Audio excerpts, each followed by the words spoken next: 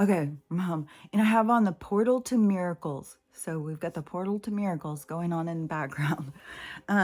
But oh my God, yesterday, I didn't even get home till it was after 9, I think.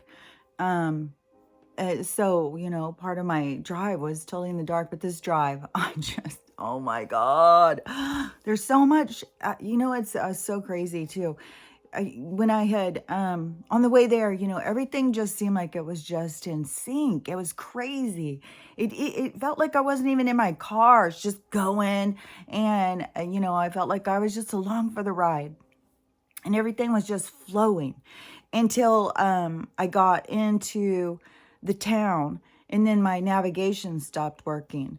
And then so it took a minute to try and find where I was. My navigation was just, I don't know, on this phone, what the hell? I got to change the voice too. On my other one, it was a girl's voice. This one's a guy's voice, and he's just way too calm. He's kind of a dick. He kind of bugs me. And he's always telling me turn after I've passed the fucking road, dude. It's like, God damn. The other chick, she was like telling me, oh yeah, you got a cop up ahead. Did this guy? No. He didn't tell me shit. He let me get a ticket. I don't know about this. I don't know about this one. Even when I was getting rid of my old phone, I talked to the AI. I said, please tell the new AI, to be kind. I'm going to miss you. I'm going to try and change the voice and see if I can find the other girl because this guy, he doesn't know what the fuck he's doing. He's kind of a dick.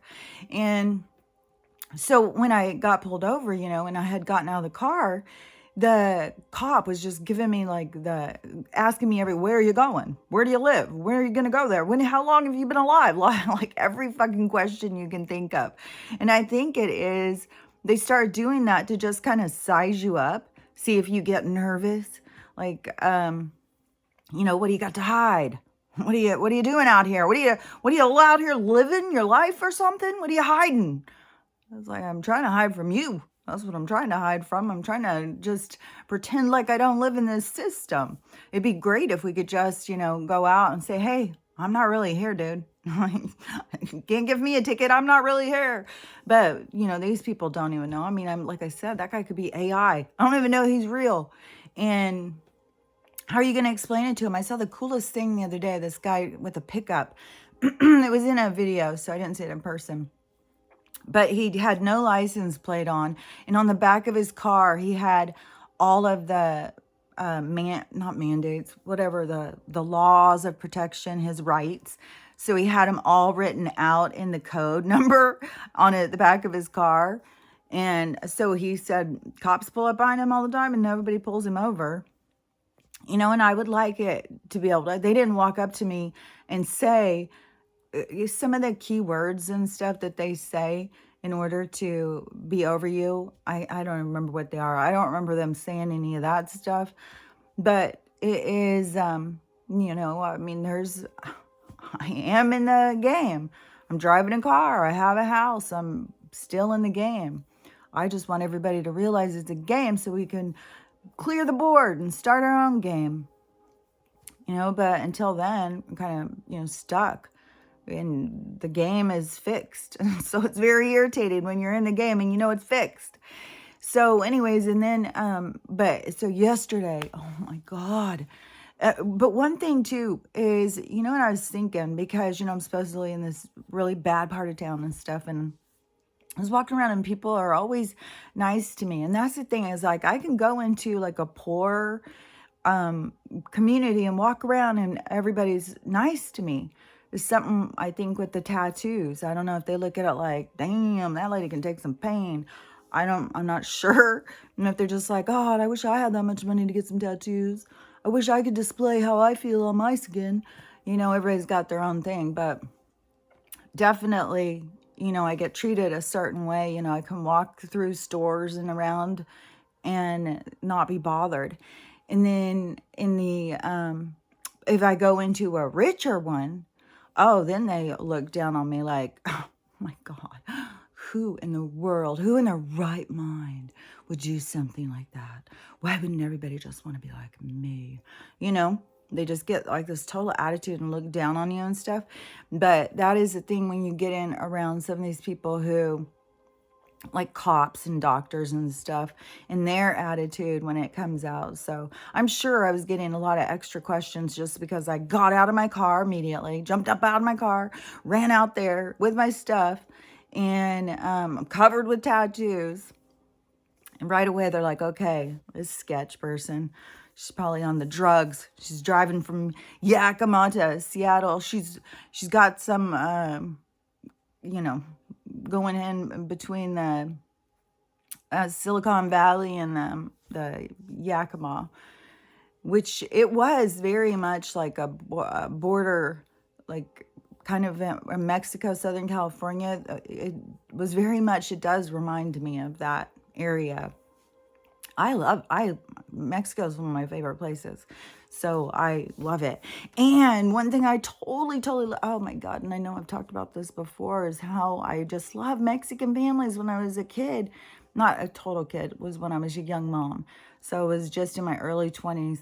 And in Southern California, the parks would be taken over on the weekends by the Mexican families. Huge amounts of people, all in these big groups, and they'd be out there barbecuing. They'd have their music going, they'd have the smoke from their food, and they're cooking all this meat, and they're out there just having the best time. And I was always like, oh my gosh, man, I wish I was born in a Mexican family. Look at all the they're out there having fun and stuff. So I was always thought they were so cool, and I was always like, they got such tradition, and they go every weekend, and that, you know, what's important to them.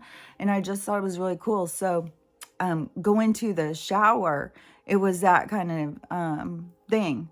You know, it was all completely, except for me and my grandkids and my daughter.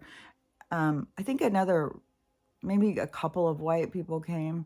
I don't know, but it was a big Mexican family. And so it starts out, they're grilling, the smoke's going, you know, grilling up. I think they were making tacos, and you can have nachos. I made nachos, but anyways, all of that stuff and the music, I just was like, oh my God, I love this kind of stuff. And I love the area. So, you know, I don't know. I liked all of those kinds of things. There was, and one of the things too is when I went down to the Mercado thing, or Mercado or whatever, when I went down there and got a bunch of the sweetbreads and stuff, they have all of their baked stuff, and theirs is a little different than ours. And so I went down and I got a whole bunch of those.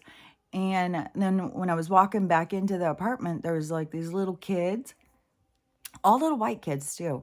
And I'm telling you, it was very minority white people here, but it just so happened all these little white kids were playing together in the foyer or something of this building, the home of this apartments.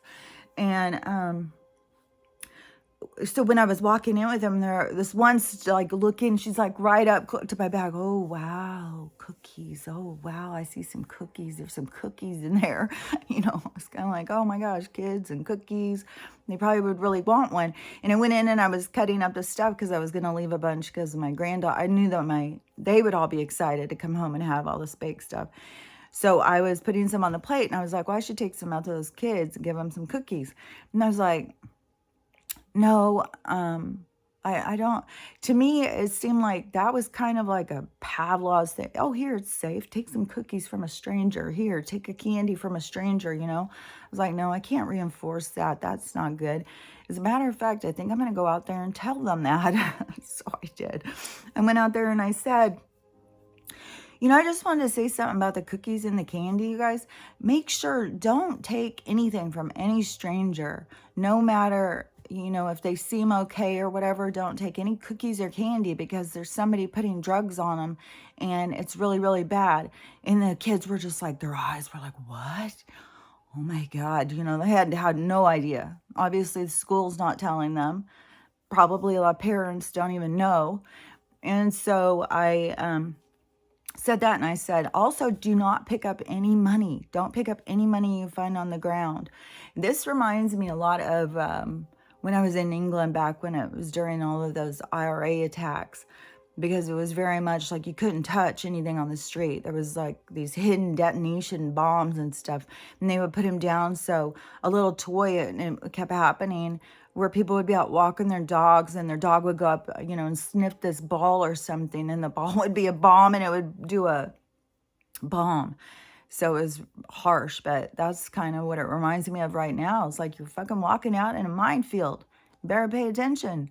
And don't pick up anything off the road. And you got to be careful if you even touch your door handles of your car if you're targeted. Like, these motherfuckers don't give a shit. And that's the one good thing to me is like being older right now. It's like they're not so much going to go and steal you to traffic you. That's for sure. I feel bad for these young girls. I can't believe how many that I've seen. Like, it's dangerous to stop and get gas at night. Like, I saw a girl talking the other day, and she went to the gas station and she went in to pay. And she said it was really weird. This one guy, he was paying and he left. And then so she was just in there with the cashier, and the cashier started saying all this weird stuff. And I think she said he was talking on the phone or something. And she just was getting this weird vibe. He was talking in some other language. And so she went out and walked over to her car, and immediately a black van pulled up behind her and blocked her in from behind. And she was like, okay, this is weird. And she was like, right away, her spidey senses were already going. Then a white van pulled in front of her to block her car in. Then a guy got out of the back, or got out of the black van and started coming up to her. So she jumped in her car and took off. So then I think the white van started chasing her. And every one of these stories, the van is relentless. It doesn't stop just because you ran and got in your car. No, these girls are being chased down. In some, a couple of the stories I've heard, they were driving like 30 miles on the freeway. And this van stayed right with them. And when they exited, their van stayed right with them. A lot of people went and when they're being chased, a lot of these girls will go and hide, like pull over real quick, turn on the street, and then turn off their lights and stuff and kind of hide. And then there's been some that drove to somebody else's house to hide and stuff. So like, it's no shit. Like, they are not, I mean, it's dangerous, like, for a young girl to just be out like now, like, it's okay, it's safe. I don't think there's anything safe. And I'll tell you another weird fucking thing. There's a couple things about. So on the drive, this was some fucking bullshit. Like, I don't even know. I don't even know. It was like I just went into some sort of strange glitch. Like, I went to the shower and that was all fine and great, and I got to take Stella, and kids always love Stella. Well, little tiny ones always get really scared of her. And, but kids always like her because she's just very slow and meandering and gentle. And she's just huge. And she's like a big old giant animal. And kids always like her, except for, she's kind of slobbery. So anyways, that's always fun for her, for Stella and for the kids. But, so, it just is weird. Like, I'm not going to have expectation, I'm not going to be judgy, but I just feel like this is something I need to talk about. And I feel like, people need to notice their own behaviors.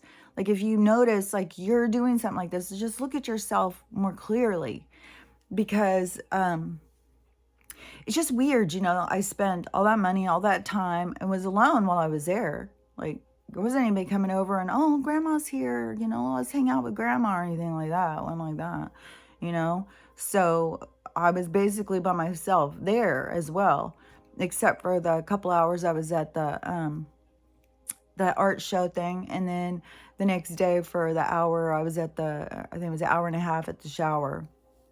Might have been 2 hours because I went early. It was already going though. But I went early because I was like, well, I'll just go early and walk Stella around. And then when everybody gets there, she'll be super calm. But everybody was already there. It was already going. So whatever. Whatever. Seriously. Just fucking, goddamn. So it's just got weirder and weirder, man. So fucking weird. But people get to choose who they are every fucking day. Every fucking day. And no matter what, how people treat you, keep that in mind, that you are going to be bothered by how you act.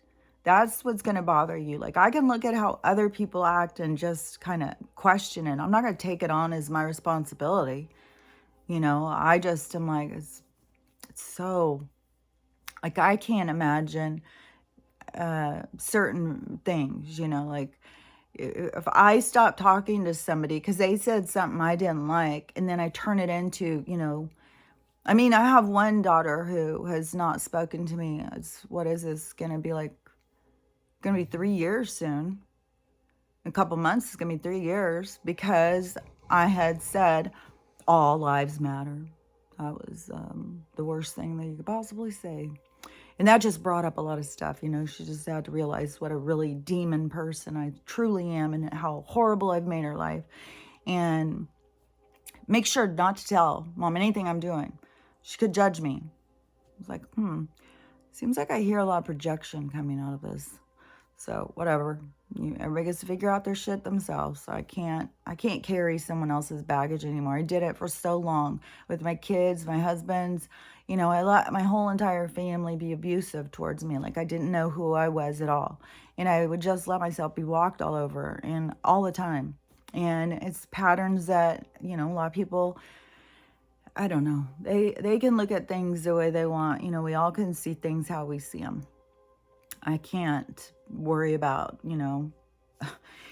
especially when you have somebody who is in their, mid-late 30s and they are holding on to stuff from when you're a kid, but you have kids who are holding stuff against you and you're so busy that you can't deal with that. You're going to just be busy holding stuff against your mom. It's like, okay, how's that working out for you? How many people can you block in your life? And then turn around and say, well, it's them. It's all them. It's them. If they would just do what I want, I wouldn't have to block a single person. If they would all just support me and no matter what I do, I wouldn't have to block any of them. Nobody can say, oh, why would you do that? Oh, well, what about this? Well, look at that. You can't say that because then, like if you're... the thing that got me blocked the last time was something about if you're gonna be so concerned about your childhood, don't you think you should be thinking about them if they're complaining about theirs? Like everything you're doing is gonna affect them, right? Block. Okay, I guess I'm an evil bitch. It's fine. So and then, but I, still went there, whatever. Been blocked for months and months, still making the baby presents, still sending messages through her kids. Is there anything she needs? And it's being, ignored. And then drive and go there, because I was invited. And I thought, well, that'd be good, we're gonna, what is that? Like there's like an old wives' tale, a fig leaf or something. It's like, something in the middle, like you can resolve your issues or something. And so,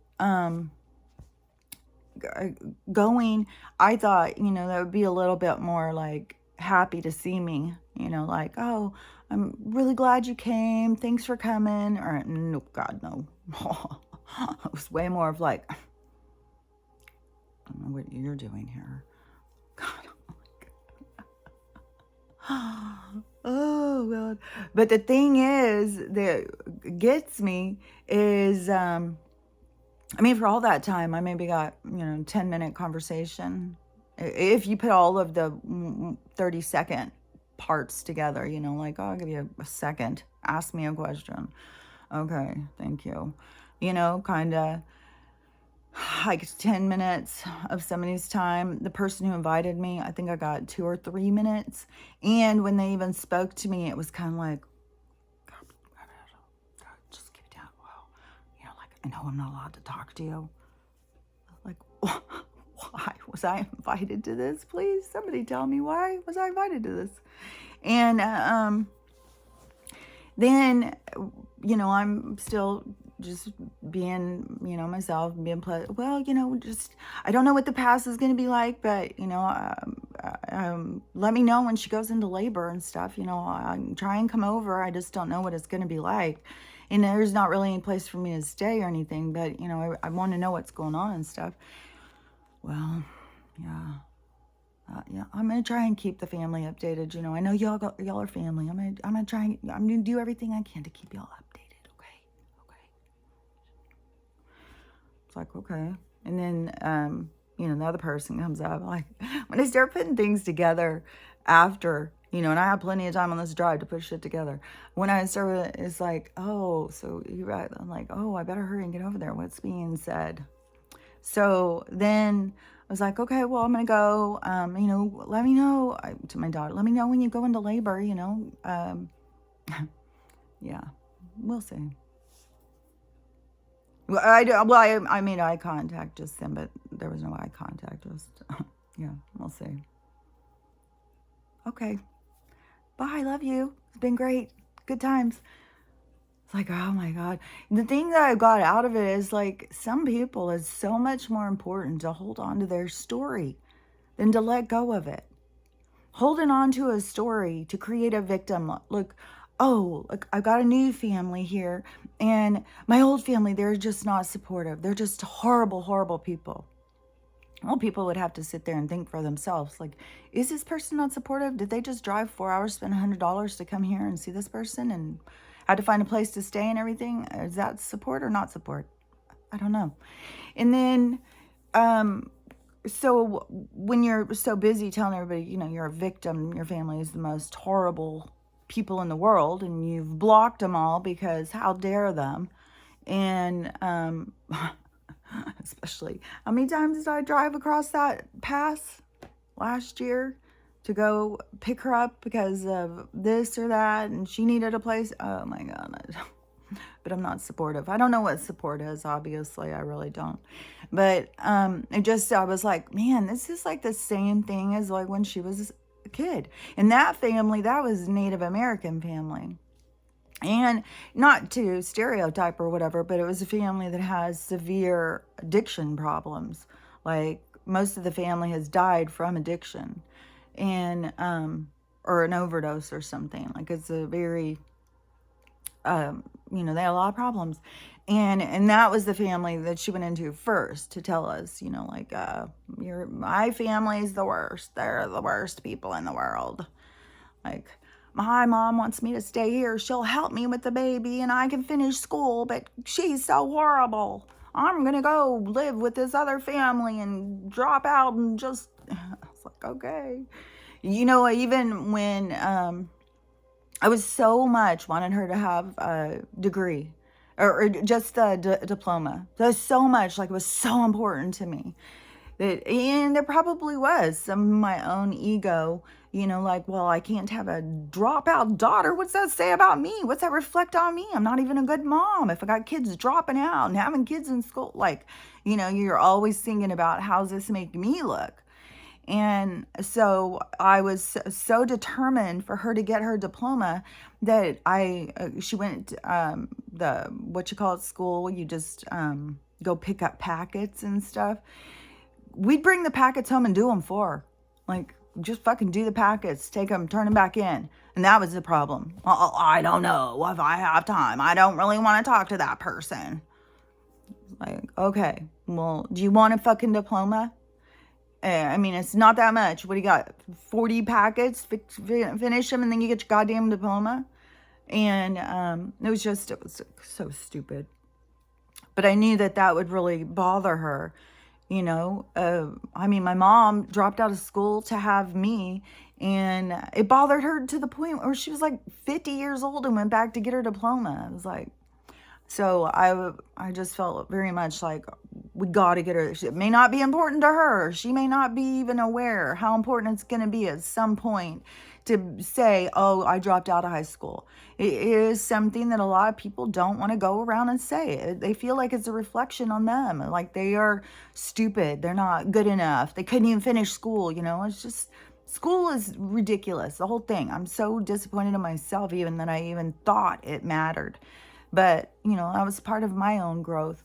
But she, what I can see now is that it has become so important, so much a part of her story is to be the victim, to be, everyone's out to get her. Somebody please protect me and take care of me. And I probably had so much of that when she was growing up. I probably was the role model for that. And then she took it a little, a few steps further or something. I don't know. I'm not living from her perspective. I'm living from my perspective, and I'm trying to share perspective so that other people can look at their own life journey and they can notice and see flags or whatever, see their own things that they're doing. Because how else do you break the step if you don't see it? You have to see it in order to break free from it. So I just see her as being as so important to her to hold on to this victim mentality story. Everyone's out to get me, even my own family. Nobody's there for me. And to the point where she's, like, nobody talk to my mom. Don't talk to her. Listen to me. Listen to me.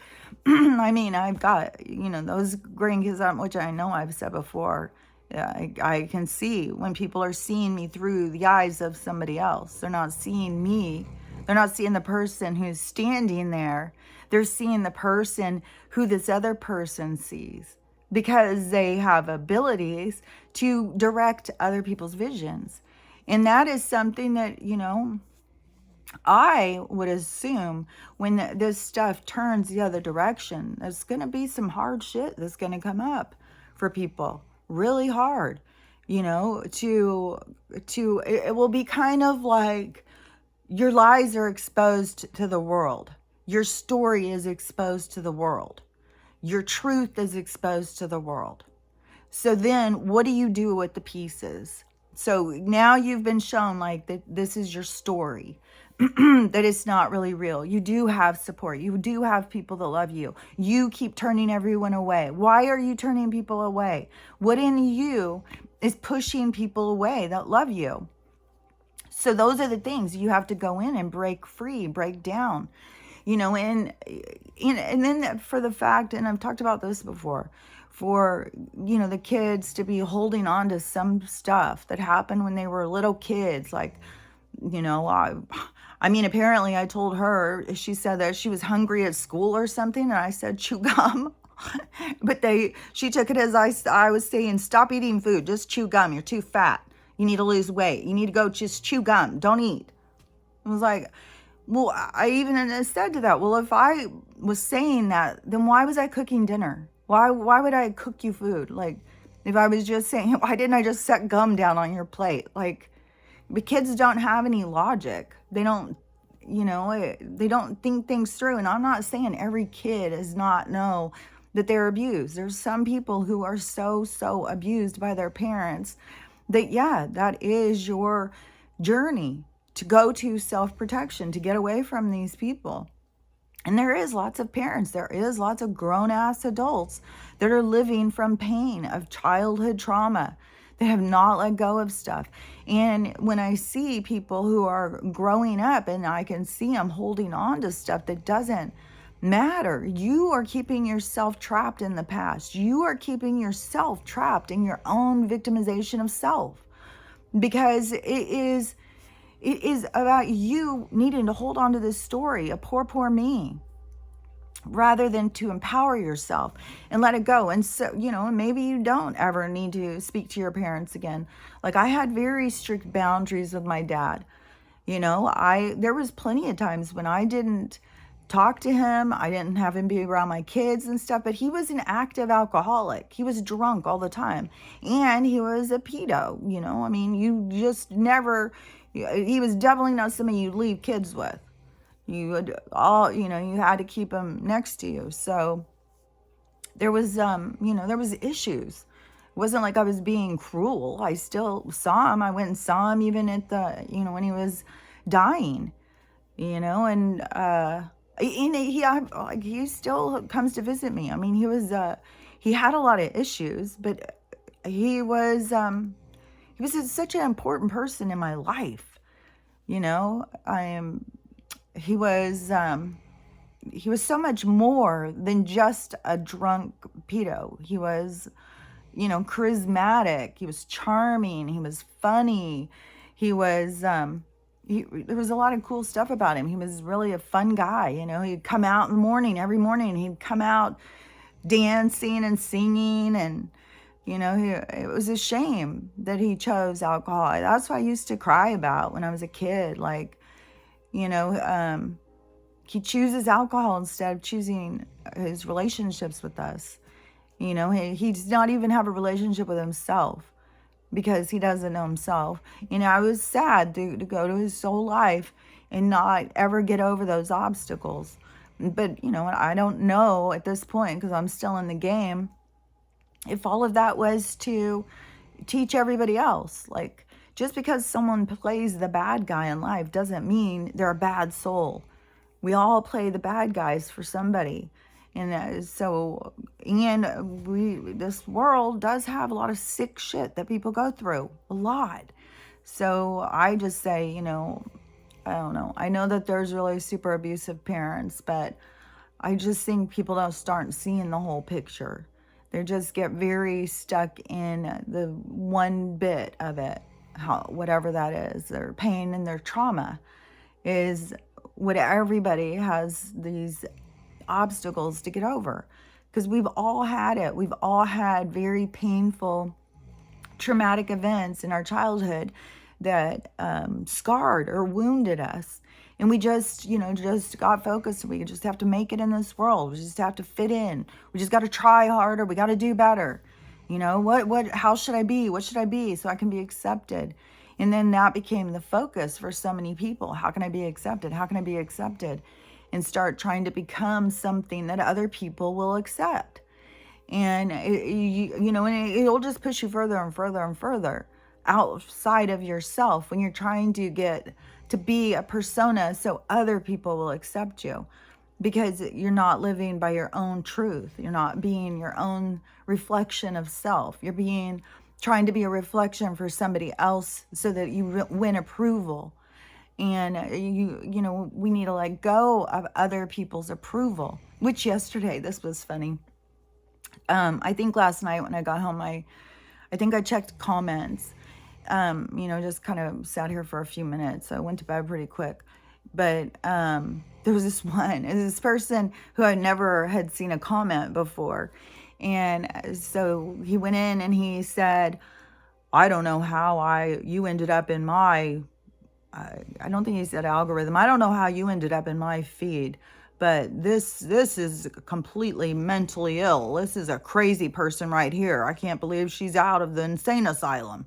It's like, and which one video did this guy go watch? And he decides I'm a crazy person who is needs to be in an insane asylum. And to me, I think that there's a lot of these shills or whatever, these bot people that go out and try and create chaos and negativity and stuff. I just went and blocked him, and I even removed his thing. It's like, it's not a review, dude. You don't fucking know me. And I think that you are some sort of paid shill to just go out and bring in negative energy, because then somebody else to go in and, who's just waking up and just trying to find people to try and help them realize that they're not crazy. So going in and listening to all the crazy people like me saying all this crazy stuff, then it helps them with their awakening to be like, okay, I'm not crazy. Then, but if this person goes in and reads in the comments, oh, this person's crazy, they need to be in an insane asylum, then right away they've got that like, oh, I don't want to be crazy. And this person, right, going into it. Immediately, they've already got somebody who's calling them crazy. And it always goes back to that, like, I gotta please other people. That's this whole thing of why people become like a gang, like sheep, like a cattle, like a herd, because they all want to please one another, because they just want to fit in. And they just don't realize how manipulated this world is, and that is used against them. What your needs and what your desires and what your wants and stuff is all used against you. And it's used in a toxic way to create, division and consumerism. So, it's just stuff to be aware of, I think. But one of the things too, so in this drive, so I go to leave the party, and it was already kind of just this weird energy, you go out, and it's like, bye, love you, let me know when you go into labor. Yeah, we'll see. Okay, bye. Go get in the car. And start to drive off and my navigation won't work. And I have no idea how to get to the highway. So I'm like, oh my God, what the fuck? So I start trying to mess with it. My music won't work. I can't get whatever. Nothing is working. So I'm sitting there messing with it. Finally get the navigation to come on and say what streets to go. But since he's like 2 streets behind, since he's not looking ahead, it's like looking what we already passed. It's like, fuck off, dude. Yeah, it got me lost in this one part where I was like, oh my God. Like there became a part where I had to get on the freeway and it was like 3 different places to go. You can go this way, go this, and the guy, he was too slow on the uptake. It was like, dude, you needed to tell me before. So I went on the wrong one. Then I get off, go on, then go and do the circle and stuff. And I was like, oh my God, couldn't believe it. I was so irritated. And so went directly into the drive, just in full on irritation. Finally get on the freeway, highway, whatever. And, start going, and I'm sitting here having all of these things from the whole weekend just rushing into me, and I'm driving. I'm not gonna cry. I'm fine. I'm not gonna cry. And then I'll be like, just cry, just let it out. Okay, well, I'll cry, but nothing's coming out. But I still feel that, like, just that feeling of just sadness and just like confusion and just like, okay. And to me, I'm always just bring it on. Just show me what I need to see.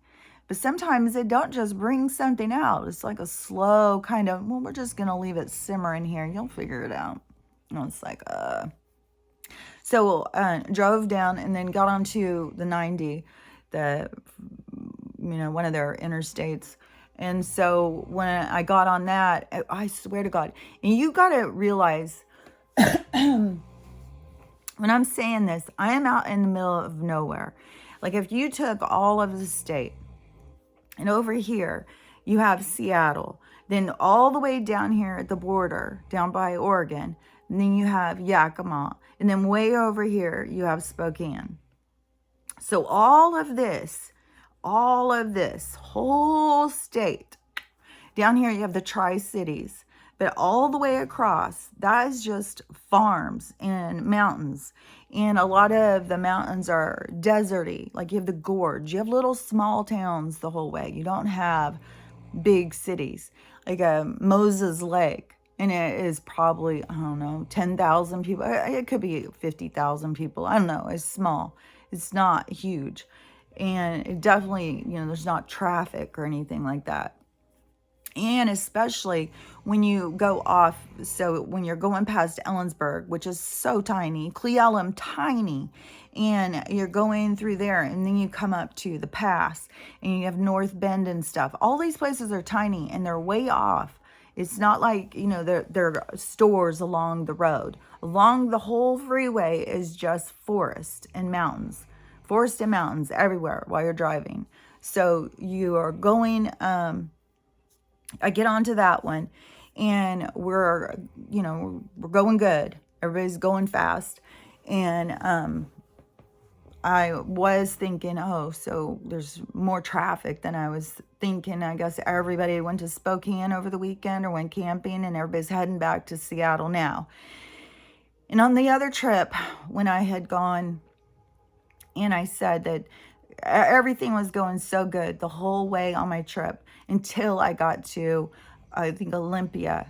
As soon as I got even close to Seattle, it was stop and go the whole way. It was so fun. And I said, and it seemed like the towers were turned up, that bird started glitching and doing weird shit. Like it was just weird. The whole fucking drive. As soon as I think I was probably around 70 miles outside of Seattle at that time too. And that was coming from the coastal side.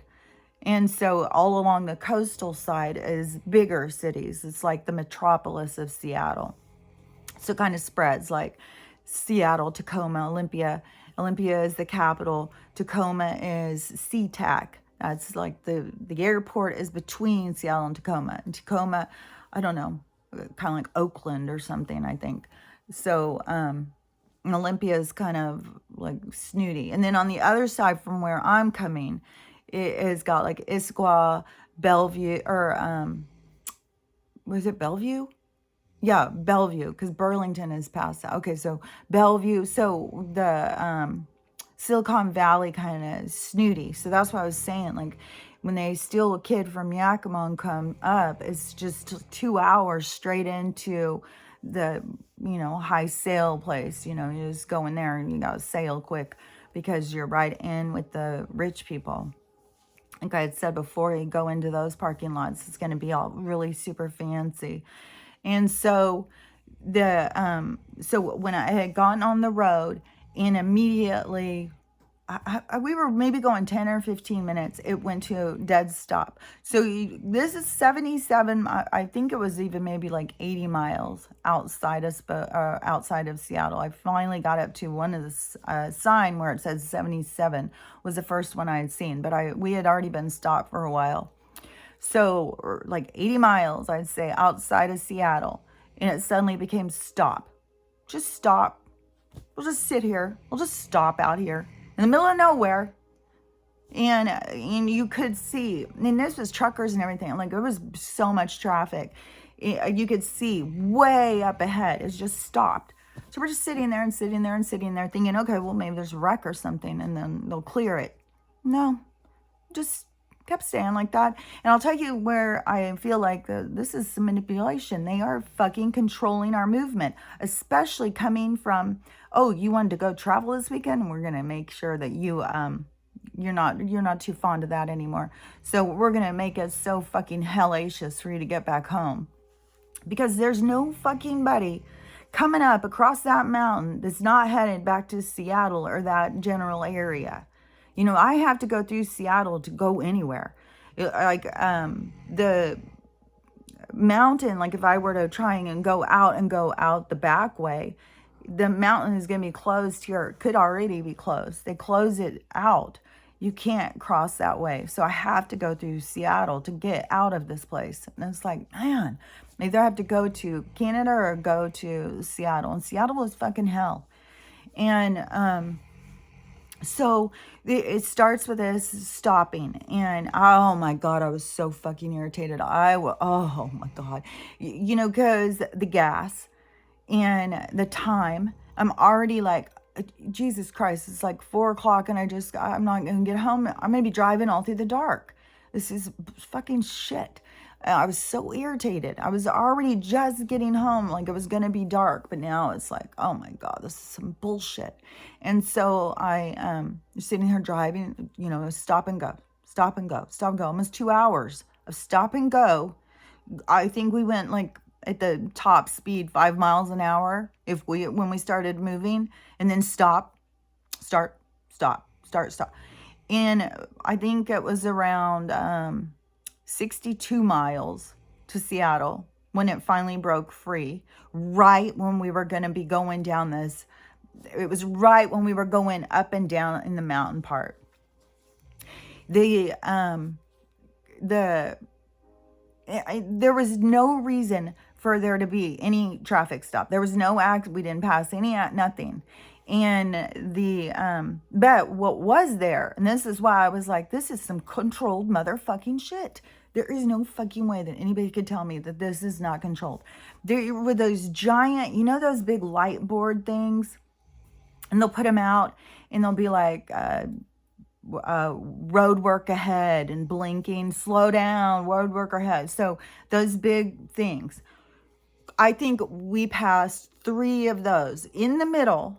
So it was in the middle facing us, and it kept saying slow moving traffic, slow moving traffic, slow moving traffic.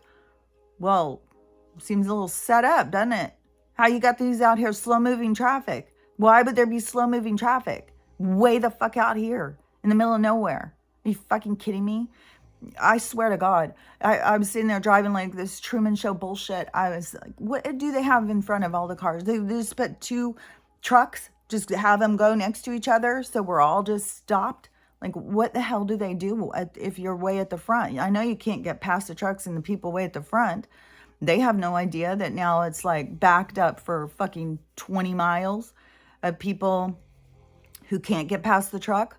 Like, I have no idea. I know it was controlled. Like, I know there's no fucking way you have all these signs as we're going, and for no reason, just out in the middle of nowhere.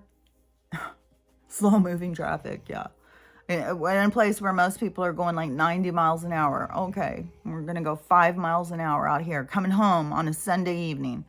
You fucking bitches. Oh God, I was so pissed off. I was just like, this fucking system, all these motherfuckers. And so I was just irritated. Finally, it breaks free. And, and we're right at this intense part, going up the mountain, and then you start going down. And it's just like, that's the only time where I felt like I was making up on the gas, because you're just going so fast, and you don't have to touch the gas because you're going down, down, down, down. And so, going into that place and having to break up traffic, that was like, it's so intentional, like, oh my God. So then we go and, everybody's speeding at this point now. And, the traffic has finally gotten a lot more broken up. And so we're getting up closer to Seattle. And then it was like when we started getting up by Issaquah, and started being more, there's more roads, there's more people getting on and stuff like that.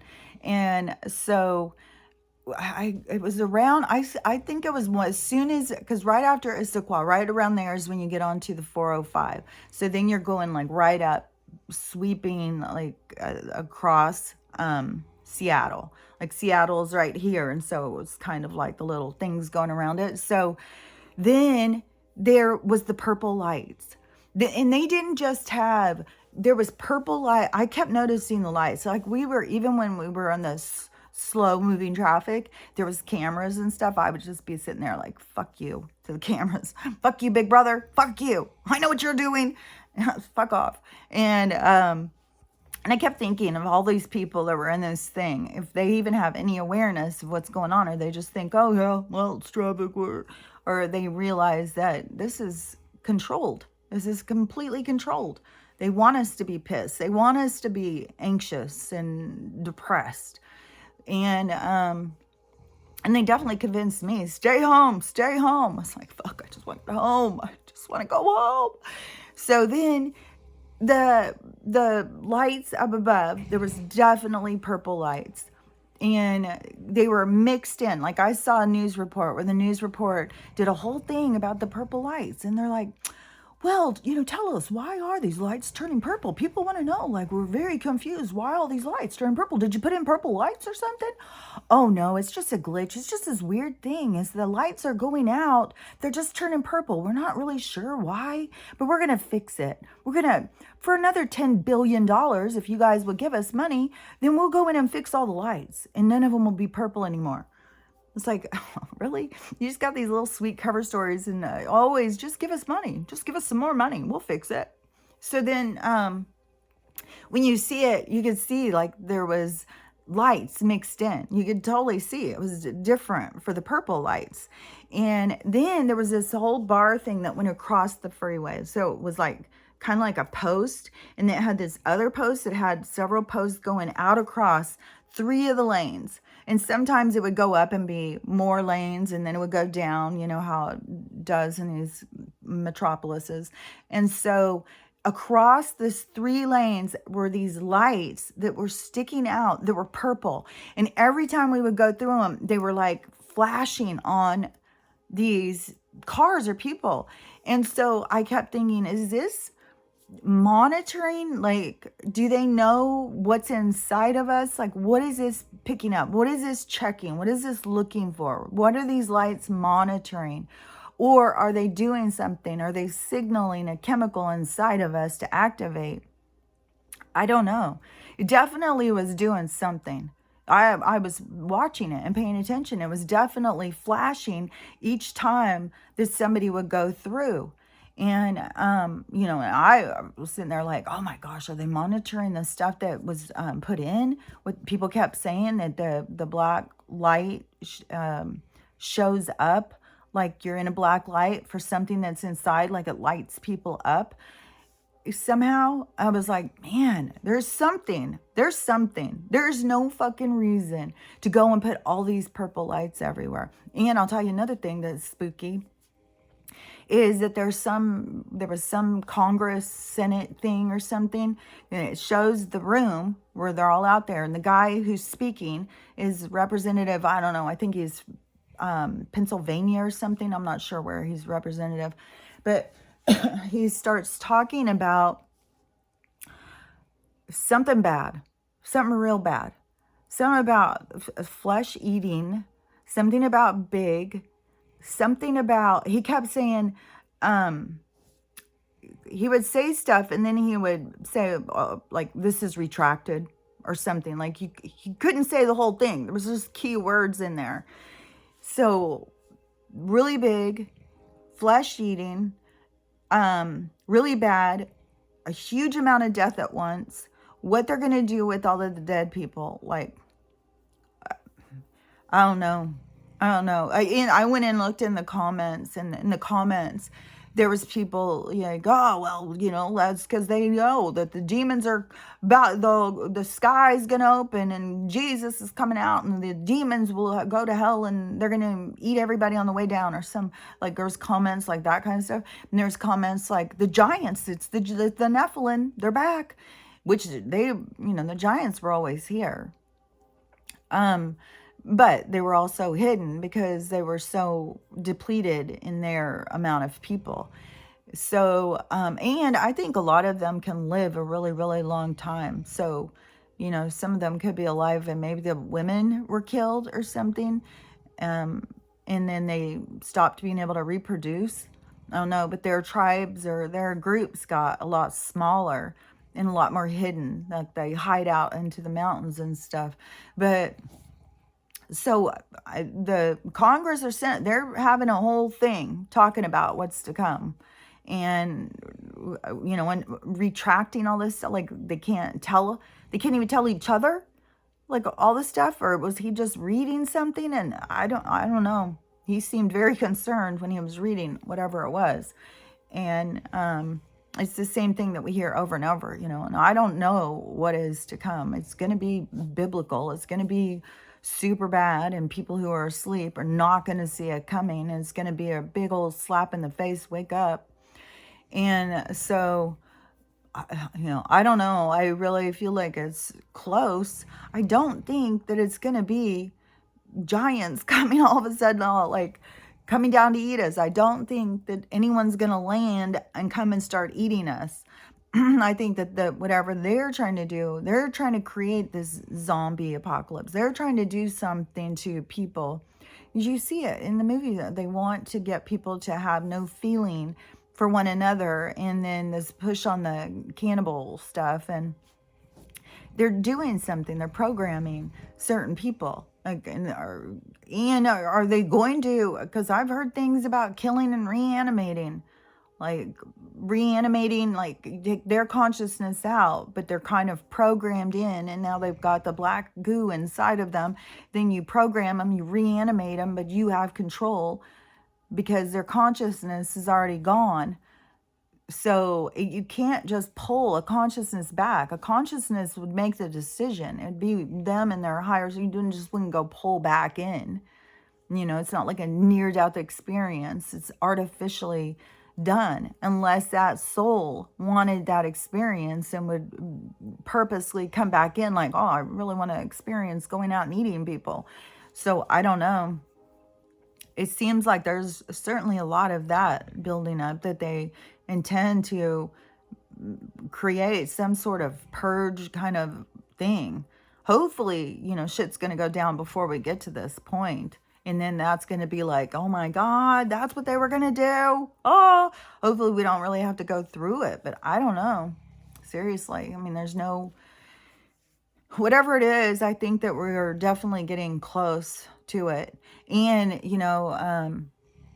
I feel bad for a lot of the people who are just now having the floods and stuff, because a lot of them are not even thinking that they're they're still in the hopes they're going to be rebuilding. Like someone's going to give them money, insurance and stuff. And there's already tons of insurance companies that have already gone belly up, and they're all going to. It's all a game. It's all a system, and everything is going to keep going. The insurance, the bank, is all going to collapse because it's all the system feeding off of itself. Well, the consumers, we are the energy that it uses to keep itself alive, but it is so toxic that it has fed on itself. It's created its own end because it was so out of balance. So it created the end, but it's the end of the age. It has to go out with a big bang, you know?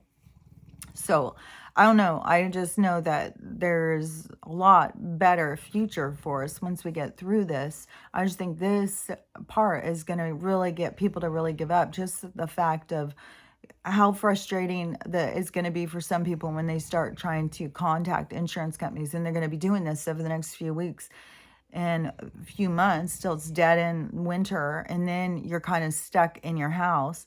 Then, you know, they'll start being, oh, people are just dying, like, oh, there's these certain chemicals and toxins that are coming out of these rotten walls, and people are trying to stay in their homes and they're dying. We gotta, you know, I saw pictures even in our videos that people have been sharing after Katrina, where they start going in, soldiers, armed soldiers, going in and removing people from their homes. So they, you know, they think that they can do whatever, but we're in their game, we're in their system, we're playing a part. So until we all pull free and go out, and even if we were so on top of it and we all just were like, hey, we're all awake, let's just all meet up at so-and-so's place and let's go out there and start building a place, until it is mass amounts of people. When it's mass amounts of people all rebuilding, then they can't go, like there's too many to go out and start attacking. It's all starts shifting out of their control. But right now, it's just kind of like, it's all like the people, like if you were up above looking down, it's all the ants running around. What's happening? What's happening? You know, and we have to get to the next part. Like, oh, okay, I know what's happening. We're going to have to make some changes, some serious changes. We're going to have to go out. We're going to have to do this ourselves. We're going to have to start over. And when we get to that, but it's going to, I mean, apparently that's not going to happen until this big shift occurs, until we go through this other trauma. Then people will get more like there won't be any choice. But like if we were like in groups trying to go out right now, we would totally be attacked. Like they just come in and drone strike us. You know, I mean, we have to go through this trauma. It is a part of the change into the new age, is the release of all of this, because it is very much changing how we look at life, changing how we look at everything, what we want out of life, what we expect from each other and from ourselves. And so it's all of that, all of these changes that have to occur. So we have to go through the experience. So, you know, as much as I don't want to be a part of the game and I want to tell the cop, hey, I'm no straw man, leave me alone, I'm not a part of this, you know, I have to, you know, I'm in the game until the game ends. And, you know, as much as I want to just be like, oh, I'm in my happy place, leave me be. It was even at some point, I was so irritated while I was driving in the car. I was just like, motherfucker, goddamn, big brother, mother, you know, I was just like, ranting and raving. And I was like, okay, calm down, calm down. I just had to envision myself just go into, and just floating above the car. I just had to just float above the car as the car was going. I just had to go and just like, I have to leave this right now. I'm getting myself too upset. It's out of my control. I don't have control. And yes, they are definitely 100% controlling our movement, controlling our moods and our frustration, and in the most absurd, ludicrous ways. It wasn't even waiting until we got into town. There was less fucking traffic when I got into Seattle than there was way out in the middle of nowhere. It made absolutely no sense. And there is no fucking reason that they would have all of these lit up display things prepared, light up. Oh, slow moving traffic. Okay. Seems like you guys were ready for this, weren't you? fucking liars. So anyways, I'm just on a rant rambling. Hopefully, I can say something to help somebody else witness in themselves, like, oh, I do that. I didn't even realize that. I need to think about that different or something, because that's what's got to change, is our thinking, how we look at things. Like, I know my daughter is going to have some hard shit to face when that turns the other direction, and she has to see that she was her enemy. It wasn't me. I wasn't her enemy. She was her enemy. She was the one blocking everyone out of her life. And, I don't know what inside of her, what pain she carries, but that pain is yearning to get out of her, yearning to be faced. And to just keep blocking people every time somebody says, hey, what about this? Oh, block, block. Then you are trying to hide from your truth, and you don't want to hide from your truth, no matter if you feel judged, no matter if you feel it's painful, no matter if you feel it was all out of my control. I wouldn't have been this person if I would have had a great, happy life, But you came here to be this person. You came here to go through those obstacles because you wanted to go through those challenges so you could overcome those obstacles, so you could become something more than what you were. But, it's what every person has to face for themselves. And not everybody is going to be able to overcome their obstacles. A lot of people are going to drown in their obstacles. So, but it's going to be the same thing. It's like when I was sad about my dad, that he didn't heal. And then I know, because I look at everything from a soul's perspective, I know what the soul is going to feel like when it goes out of the experience and goes in and sees, like, oh, I gave up too early. I shouldn't have given up. I should have tried harder. And then, it's just going back in to just keep repeating life after life after life. You learn the lessons, because there's no getting around them. You have to actually learn them. You have to they become a part of your imprint. It becomes a part of your inner structure, of your understanding. So anyways, it's very valuable. Everything going on has great value in someone's soul. And everyone, I highly recommend facing yourself and allowing yourself to heal all of that stuff so you can experience life in even me feeling more healthy and feeling more better. And you're still going to have triggers. You're still going to have people who are not healthy blaming you for all their pain and suffering. And am I going to carry that on? Am I going to feel bad? Am I going to go out of my way to try and do something? I mean, as far as I'm concerned, I did show, I went out of my way and went there to show love and support. And if somebody can't recognize that, that is, I can't do anything about that. I have to let it go. And, I could, whatever triggers were to come up, see, I have to release them. And no matter what, it is like the same triggers always come up with my kids and stuff like that. And to me, I'm just at a point in my life, I don't care if you're my child. I don't care who you are. I'm not going to be abused by somebody. I'm not going to be treated badly. If you don't want me around you, I'm fine. I don't want to be around people who don't want to be around me. I don't want to be around people who don't have respect for me. It just isn't something I want to do. And if there's people, as hard as it is as a parent to let your kids just go through their lessons and learn their stuff, you just have to release that and let them. And then one thing I really discovered the other day too is parents know their kids so much better than their kids know their parents. Kids think they know their parents, but they don't know the first thing about their parents. And they have a very limited perspective. But a parent knows a lot more about their kids if they are paying attention to their kids. Some parents don't and are so consumed with themselves that they don't have a clue about their kids. But parents who do care about their kids and are paying attention to their kids know everything about their kids. I mean, especially a mom, like you knew this child before it took its first breath. You are already sharing information and energy with this person. This person is already a part of you. You're a part of them. And so I've seen my kids grow from needing somebody to wipe their butt and change their diapers, into people who are going out into the world and being go-getters and getting their life, the way they want it. So you see them go through everything